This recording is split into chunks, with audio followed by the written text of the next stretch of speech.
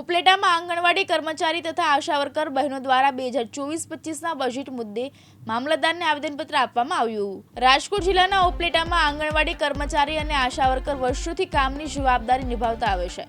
અનેક ક્ષેત્રો ઉપરાંત રાષ્ટ્રીય સેવાઓની પણ ફરજ બજાવતા હોય છે। વર્તમાન સમયમાં તેમના કુટુંબ પરિવારનું ગુજરાન ચલાવવા પૂરતું પણ વેતન મળતું નથી।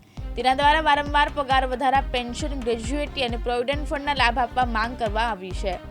2024-25ના રાષ્ટ્રીય બજેટમાં લાભ અંગે સરકાર બજેટમાં નાણાંની જોગવાઈ કરશે એવી આશા હતી, પરંતુ સરકારશ્રીએ તેઓની સેવા અને કામગીરીને ધ્યાને લીધેલ નથી।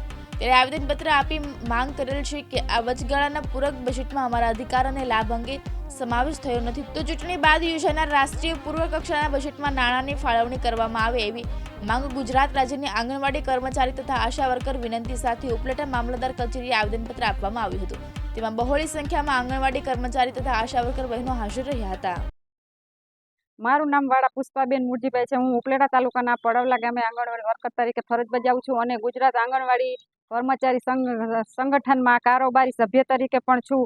આજે અમારી એવી માંગણી છે કે જે સરકારે 2024-25નું બજેટ બહાર પાડેલ છે, એમાં અમારો આંગણવાડી વર્કરનો કોઈ પણ જાતનો ઉલ્લેખ કે કોઈ પણ જાતનું વેતનમાં વધારો અમારો કરેલ નથી। તો અમે અત્યારે અહીંયા ઉપલેટા મામલતદાર કચેરીએ આવેદનપત્ર આપવા આવ્યા છે અને બજેટના વિરોધને લીધે અમે અહીંયા મામલતદાર કચેરી આવેદન આપવા આવેલ છે। તો સરકારને અમારી એટલી જ છે વિનંતી કે અમારા વેતનમાં વધારો કરે અને અમને કાયમી કરે, અમારો પીએફ આપવામાં આવે, ગ્રેજ્યુએટી અમને મળે, વય મર્યાદામાં વધારો કરે। અમારી ઘણી બધી માંગણીઓ છે। આની પહેલા પણ અમે ઘણા બધા કાર્યક્રમો કરેલા છે, પણ સરકારને કાંઈ અમારું કોઈ સાંભળવા માંગતું જ નથી। મારું નામ સમા નીલોફર, હું ઈસરા ગામમાં આંગણવાડી વર્કર તરીકે ફરજ બજાવું છું અને આજે અમે મામલતદાર સાહેબને આવેદનપત્ર દેવા આવ્યા છીએ। અમારી માંગ છે કે અમને પહેલાં તો કાયમી કરો, લઘુત્તમ વેતન આપો અને અમારો જે પગાર ટાઈમ ટુ ટાઈમ થતો નથી ને ટાઈમ ટુ ટાઈમ પગાર આપો।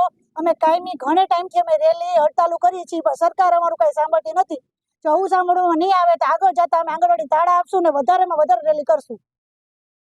વિપુલ ધામેચા, દિવ્યાંગ ન્યૂઝ, ઉપલેટા।